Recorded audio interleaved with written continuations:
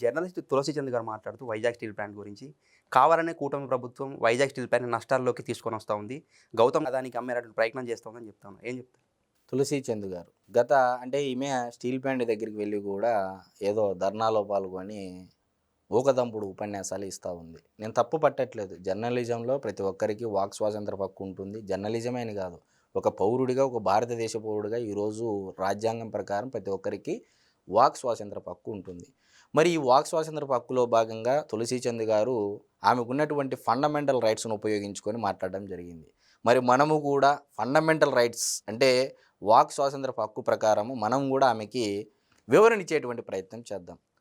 తులసి చంద్ గారికి నేను చెప్పేదేందంటే steel plant మరి వాజ్పేయి ప్రభుత్వంలో ఆనాడు బీఐఎఫ్ఆర్ లిస్టులో ఉంటే ఇదే వైజాగ్ స్టీల్ ప్లాంట్ లాభాలలో లేదు. దీనికి మనము గనులు కేటాయించలేమని చెప్పేసి ఆనాడు వాజ్పేయి గారు ప్రధానమంత్రిగా ఉన్నప్పుడే ఇది బీఐఎఫ్ఆర్ అంటే మనం మెయింటైన్ చేయలేనటువంటి పరిస్థితి లిస్టు పెడితే నారా చంద్రబాబు నాయుడు గారు ఆ రోజు వాజ్పేయి గారితో ఉన్నటువంటి స్నేహం కానీ మరి ఆ ఎన్డీఏలో భాగస్వామిగా ఉన్నప్పుడు కానీ ఎంత అమౌంట్ వైజాగ్ స్టీల్ ప్లాంట్కు చేపించుకోవడం రాడింది. దాదాపు 1337 కోట్ల రూపాయలు ఆనాడే చంద్రబాబు నాయుడు గారు వైజాగ్ స్టీల్ ప్లాంట్కు చేయడం జరిగింది.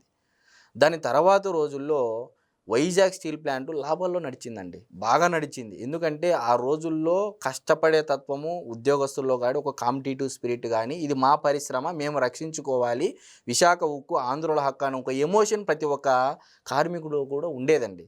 ఇప్పుడు ఏమైందంటే ఈ పరిశ్రమలోకి రాజకీయాలు ఎప్పుడైతే ఎంటర్ అయ్యాయి అంటే 2004 తర్వాత దివంగత నేత రాజశేఖర రెడ్డి గారు ముఖ్యమంత్రిగా ఆనాడు ఉన్న టైంలో నుంచి ఈ పరిస్థితి రాజకీయాలు ఎంటర్ అయ్యాయి పరిశ్రమలోకి. అప్పుడు ఏమవుతుంది, అసోసియేషన్లు ఏర్పడి ఇంకేమవుతుంది, మనకు ఇది గవర్నమెంట్ జీతమే కదా, మనం పని చేసినా చేయకపోయినా వాళ్ళలో యూనియన్లు ఏర్పడి పరిశ్రమ లాభాల బాట నుంచి నష్టాల వైపు పయనించడం జరిగింది. ఈరోజు ఆంధ్రప్రదేశ్ రాష్ట్ర ప్రభుత్వము వైజాగ్ స్టీల్ ప్లాంటు ప్రైవేటీకరణ చేస్తామని ఎక్కడైనా సీఎం హోదాలో ఉన్నటువంటి నారా చంద్రబాబు నాయుడు గారు స్టేట్మెంట్ ఇచ్చారా?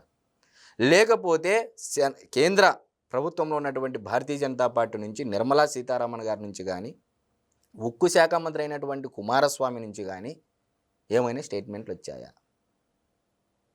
అంటే ఇంత నిస్సిగ్గుగా ఒక జర్నలిస్టుగా నేను తప్పు పట్టట్లేదండి.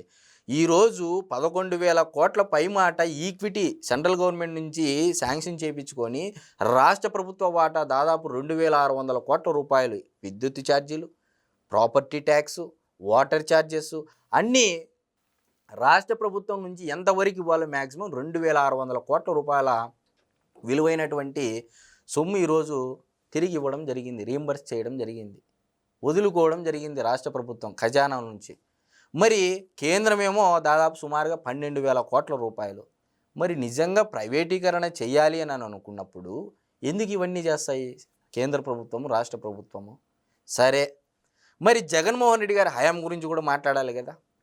మరి జగన్మోహన్ రెడ్డి గారి హయాంలో ఇది నేను చెప్పినటువంటి మాటలు కాదు, వన్స్ అగైన్ ఐమ్ రిపీట్, ఆ జగన్మోహన్ రెడ్డి గారి హయాంలో పనిచేసినటువంటి చీఫ్ సెక్రటరీ అయినటువంటి ఎల్వి సుబ్రహ్మణ్యం గారు స్వయంగా ఆయనే ఏబిఎన్ డిబేట్లో క్లియర్గా చెప్పడం జరిగింది. ఏమని చెప్పారు? జగన్మోహన్ రెడ్డి గారు వైజాగ్ స్టీల్ ప్లాంట్కు ఉన్నటువంటి భూములు ఏవైతే ఉన్నాయో స్టీల్ ప్లాంట్ ఎత్తేసి రాజధాని ఆడ పెడదాము అని చెప్పేసి అనడం జరిగింది. నాకు ఒక్కసారిగా మైండ్ బ్లాంక్ అయింది అని చెప్పేసి ఆయన ఉలిక్కిపాటుతో చెప్పడం జరిగింది. ఇది రాష్ట్ర ప్రజలందరూ మరొకసారి గుర్తుంచుకోవాలి. మరి ఈ వైజాగ్ స్టీల్ ప్లాంటులో దాదాపు 7,000 ఎకరాలు లేఅవుట్లు వేసి ఫ్లాట్లు వేసి అమ్మాలని చెప్పేసి జగన్మోహన్ రెడ్డి గారు ప్రయత్నం చేశారు. ఎవరికి? పోస్కో కంపెనీకి అమ్మేసి దాంట్లో 3,000 ఎకరాలు ఏదో కొట్టేయాలని చెప్పేసి ప్లాన్ వేశారని చెప్పేసి ఆనాడు వార్తాపత్రికల్లో ఎన్నో కథనాలు చూసాం. మరి ఆనాడు ఈ తులసి చంద్ గారు ఎక్కడికి పోయారు, ఈ జర్నలిస్టు గారు అని చెప్పేసి నేను సూటిగా అడుగుతా ఉన్నా.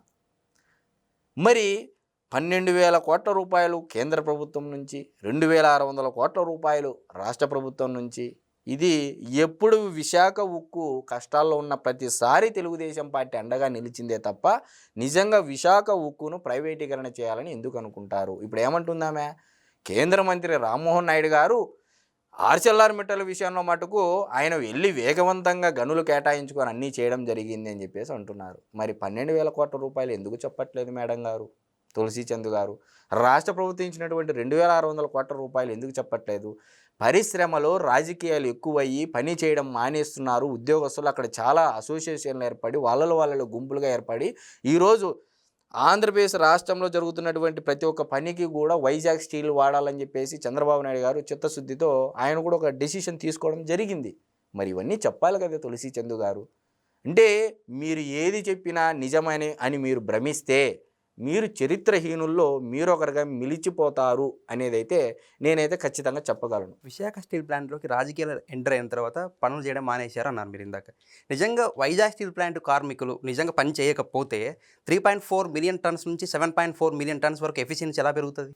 సరే మీరన్నారు 25% ఉన్నటువంటి అంటే పనితనాన్ని ఈరోజు అంటే దాన్ని వైబిలిటీగా పనితనాన్ని వైబిలిటీ అంటారు కదా, 79% ఎలా పెరిగింది అది కూడా చెప్పాలి కదా మీరు. ఇప్పుడు ఒక సగటు ఎంప్లాయీ ఉద్యోగి ప్రొడక్టివిటీ ఇన్ని మిలియన్ టన్నులు లేకపోతే ఇన్ని వేల టన్నులు అని ఉంటుంది విశాఖ ఉక్కులో. మరి మీరు చెప్పిన దాని ప్రకారము ఒక ఎంప్లాయీ పని చేయకపోతే రాజకీయాలు లేకపోతే ఇంత ప్రొడక్టివిటీ ఎలా పెరిగిందని చెప్పేసి మీరు అంటున్నారు. ఒకప్పుడు సాక్షి పేపర్లో కూడా జగన్మోహన్ రెడ్డి గారి హయాంలో సగటు ఎంప్లాయీ ప్రొడక్టివిటీ 785 టన్నులు అని చెప్పేసి సాక్షి పేపర్లో నీట్గా రాయడం జరిగింది. దాని తర్వాత సెయిల్ అని మీరు ఏమన్నా ఉంటారు, ఆ సెయిల్లో కూడా ఇంత ప్రొడక్టివిటీ లేదండి 600 టన్నులే ఉంది అని చెప్పేసి సాక్షి పేపర్లోనే రాయడం జరిగింది. ఇది నేను చెప్పిన మాటలు కాదండి, సాక్షి పేపర్లో రాసినటువంటి మాటలే నేను చెప్తా ఉన్నా. మరి నిజంగా ఈరోజు జగన్మోహన్ రెడ్డి గారి హయాంలో 25% ఉన్నటువంటి వయబిలిటీని, పరిశ్రమ యొక్క వయబిలిటీని ఈరోజు జగన్మోహన్ రెడ్డి గారి హయాంలో ఒక బ్లాస్ట్ ఫర్నేసే పనిచేసేదండి. ఈరోజు 3 బ్లాస్ట్ ఫర్నేసులు పనిచేసే విధంగా ఆ వయబిలిటీని పెంచే విధంగా చేసినటువంటి ప్రభుత్వం చంద్రబాబు నాయుడు గారి ప్రభుత్వం. ఈరోజు 79% ఉంది. ఇది అబద్ధం అని చెప్పమానండి తులసి చంద్ గారిని. అంటే మీరు చేస్తున్నటువంటి ఆరోపణలు అసంబద్ధమైనవి, అసంపూర్తిమైనవి అయితే మనం ఖచ్చితంగా చెప్పచ్చు. ఇప్పుడు వైజాగ్ స్టీల్ ప్లాంట్ ఎందుకు నష్టాల్లో ఉంది అని అంటే టక్కున చెప్పే సమాధానం దానికి సొంత గనులు లేవు అని చెప్తారు. సో మరి రానున్న రోజుల్లో కేంద్ర ప్రభుత్వం ఇనిషియేట్ తీసుకొని సొంత గనులు కేటాయించేటువంటి అవకాశం ఉందా?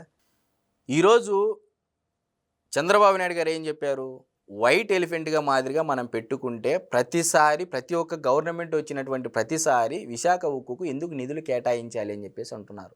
ఈరోజు ప్రైవేటు కంపెనీలు ఎందుకు లాభాలే గడిస్తున్నాయి, విశాఖ ఉక్కు ఎందుకు నష్టాల్లో జరుగుతూ ఉంది. ఒకప్పుడు మీరు అంటున్నారు ఇంత ప్రొడక్టివిటీ ఇంత బాగా జరిగిన పరిశ్రమ ఎందుకు నష్టాల్లోకి జరిగింది అంటే ఆనాడు ఆ ప్రభుత్వాలు చేసినటువంటి రాజకీయ నిర్ణయాలు కానీ లేకపోతే అక్కడ ఉన్నటువంటి మేనేజ్మెంట్ తీసుకున్నటువంటి నిర్ణయాలు ఆ రోజుల్లో ఉక్కు పరిశ్రమకు సంబంధించినటువంటి ప్రపంచవ్యాప్తంగా కొన్ని డెసిషన్స్ వీళ్ళేదో బ్లాస్ట్ ఫర్నేసులు ఎక్స్టెన్షన్లో భాగంగా వీళ్ళు తీసుకున్నటువంటి నిర్ణయాల పరంగా కొన్ని నష్టాల్లోకి రావడం జరిగింది. మరి నష్టాల్లోకి వచ్చినప్పుడు మేనేజ్మెంట్ ఏం చేయాలండి? రాష్ట్ర ప్రభుత్వం దగ్గర ఒకవేళ ఫర్ ఎగ్జాంపుల్ రాష్ట్ర ప్రభుత్వం దగ్గర కూడా డబ్బులు లేవు, కేంద్ర ప్రభుత్వం దగ్గర కూడా మేము డబ్బులు ఇవ్వడానికి ఈరోజు ఎన్డీఏ కూటమిలో ఉంది కాబట్టి చంద్రబాబు నాయుడు గారు 3 బ్లాస్ట్ ఫర్నేసులు నడిచే విధంగా ఆయన చేయగలిగినారు సంవత్సర కాల వ్యవధిలోనే. మరి జగన్మోహన్ రెడ్డి గారు ఏకంగా ప్లాంట్ని ఎత్తేయాలన్నారు కదండి, అది తప్పు ఎవరికి కనిపించట్లేదా? ఈరోజు విశాఖ ఉక్కు పరిశ్రమ ప్రైవేటీకరణ అని చెప్పేసి ఒక సోషల్ మీడియాలో అసత్య ప్రచారాలు, ఫేక్ ప్రచారాలు చేస్తూ ఉన్నారు. నిర్మలా సీతారామన్ గారు చెప్పలే, ఉక్కు పరిశ్రమ శాఖ మంత్రి చెప్పలే, రాష్ట్ర ముఖ్యమంత్రి చెప్పలే, లేకపోతే రాష్ట్రానికి సంబంధించినటువంటి భారీ పరిశ్రమలు ఉక్కు శాఖ మంత్రులు ఉంటారు కదా, వాళ్ళు కూడా ఖనిజ మంత్రి, వాళ్ళ నుంచి ఏమైనా స్టేట్మెంట్ వచ్చిందా? ఎక్కడ ఏమీ లేదు. మరి ఎందుకు వీళ్ళు నానయాగి చేస్తున్నారు అంటే రాజకీయాలు పరిశ్రమలోకి ఎంటర్ అయ్యాయి కాబట్టే ఇది తెగదు, తెల్లారదు. ఎందుకంటే కొంతమంది ఇప్పుడు ఉన్నటువంటి పరిశ్రమను కాపాడుకోవాలనే ఆలోచన అక్కడ ఉన్నటువంటి ప్రతి కార్మికులలో ఉంటే రాష్ట్ర ప్రభుత్వం ఏమి చేయాలో వాళ్ళకి ప్రతిపాదనలు పెడితే డెఫినెట్గా చంద్రబాబు నాయుడు గారి సర్కారు కేంద్రంలో ఈరోజు ఉంది కాబట్టి, పరస్పర మిత్ర వైఖరి ఉంది కాబట్టి ఏమి కావాలో మళ్ళీ ప్రతిపాదనలు పంపుతారు తప్ప ఇదే జగన్మోహన్ రెడ్డి గారిని ఏకంగా పరిశ్రమ ఎత్తేసేమని ఆనాడు చీఫ్ సెక్రటరీ ఎల్వి సుబ్రహ్మణ్యం గారే చెప్తే ఎవరు మాట్లాడలేదే. కాబట్టి తులసి చంద్ గారు యాంటీ బీజేపీ కాబట్టి సో డెఫినెట్గా ఆమె విశాఖ ఉక్కు పరిశ్రమ పైన దాడి చేయడంలో అర్థం ఉందని అయితే మనం ఖచ్చితంగా చెప్పొచ్చు. ఎందుకంటే తులసి చంద్ గారు నేపథ్యం మనం మొదటి నుంచి వింటానే ఉన్నాం. చాలామంది సీనియర్ జర్నలిస్టు చెప్పినటువంటి సమాచారం ఏంటంటే ఆమె పక్క యాంటీ బీజేపీ అంటే అస్సలు పడదు తులసి చంద్ గారికి అనేది అయితే అందరూ చెప్తున్నటువంటి మాట. సో అందులో భాగంగా ఈరోజు విశాఖ ఉక్కు పరిశ్రమను టార్గెట్ చేసుకుంటూ జనాలలోకి ఈ విధంగా పంపిస్తూ ఉంది అనేది అయితే మనకున్నటువంటి సమాచారం. గతంలో స్వయంగా కేంద్ర ఆర్థిక శాఖ మంత్రి వైజాగ్ స్టీల్ ప్లాంట్ అనేది అసలు లాభ నష్టాలతో సంబంధం లేదు, మేము ప్రైవేటీకరణ చేయాలనుకుంటున్నాం అని ఆయన స్వయంగా చెప్పారు. మన ఉక్కు శాఖ మంత్రి మన కుమారస్వామి గారు చెప్పారు there is no question to privatization అన్నారు. ఈ కాంట్రడిక్షన్ ఉంది కదా, అంటే ప్రైవేటైజ్ చేస్తున్నట్ట చేయట్లేదా? రైతుల మీద చట్టాలు తేవడం జరిగింది. నల్ల చట్టాల తెల్ల చట్టాలు అనేది మనం పక్కన పెట్టినట్టయితే రైతుల పరంగా చట్టాలు తేవడం జరిగింది. సంవత్సరం పాటు పంజాబ్కి సంబంధించినటువంటి రైతులు, హర్యానా రాష్ట్రానికి సంబంధించినటువంటి రైతులు దృఢ సంకల్పంతో ఎన్ని అవరోధాలు కలిగినా కూడా పోరాటం చేసినారు. ఎవరు గెలిచారు? నరేంద్ర మోడీ గారి ప్రభుత్వమే రైతు చట్టాలను ఉపసంహరించుకుంది. అంటే దాని అర్థం ఏంది? రైతులు చేసినటువంటి పోరాటాల్లో చిత్తశుద్ధి ఉంది అని. కాబట్టి కాంట్రడిక్షన్ అన్నారు, కాన్ఫ్లిక్ట్ అన్నారు. సో ఈ కాంట్రడిక్షన్లు ఎందుకు వస్తాయంటే చాలా ఈక్వేషన్స్ ఉంటాయి. ఆ పార్టీ తీసుకున్నటువంటి ఒక పాలసీ. రీసెంట్గా మీకు ఓ మాట చెప్తాను. FCRA foreign contribution regulation act అని చెప్పేసి ఫండ్స్ రావాలి అంటే విదేశీ నిధులు ఇక్కడికి కొన్ని చట్టాలు తీసుకోవడం రావడం. క్రిస్టియన్కి సంబంధించినటువంటి ఫర్ ఎగ్జాంపుల్ అనంతపూర్ జిల్లాకు సంబంధించినటువంటి RDT. మరి పాలసీ ప్రకారం అది చేయకూడదు కదా. రెన్యువల్ ఎందుకు చేశారు? పోరాటం. ఈరోజు చంద్రబాబు నాయుడు గారి సర్కారు కేంద్రంలో ఉంది కాబట్టి ఈరోజు అనంతపూర్ జిల్లాకు ఒక వరప్రదాయని RDT అంటే. మరి ఎలా జరిగిందంటే ఈ వర్డిక్ట్ ఏంటంటే, ఈ కాన్ఫ్లిక్ట్ ఏంది, ఈ కాంట్రడిక్షన్ ఏంటంటే అది తీసుకున్నటువంటి నిర్ణయాలలో ఒకసారి మార్పు తథ్యం. అలాంటి పరిస్థితుల్లో ఈరోజు రైతు చట్టాలైనా FCRA లైసెన్స్ రెన్యువల్ అయినా సో కేంద్ర ప్రభుత్వము పాలసీకి విరుద్ధంగా ఒక నిర్ణయం, ఒక వరం ఇచ్చింది రాష్ట్రానికి. అందులో అతి ముఖ్యంగా అనంతపూర్ జిల్లా కంటే నారా లోకేష్ గారి చొరవ. మరి ఇది కూడా ఘనంగా చెప్పుకోవాలి కదా. మరి ఏమైపోయింది? కనీసం జగన్మోహన్ రెడ్డి గారు ఒక లెటర్ రాశారండి RDT తరపున.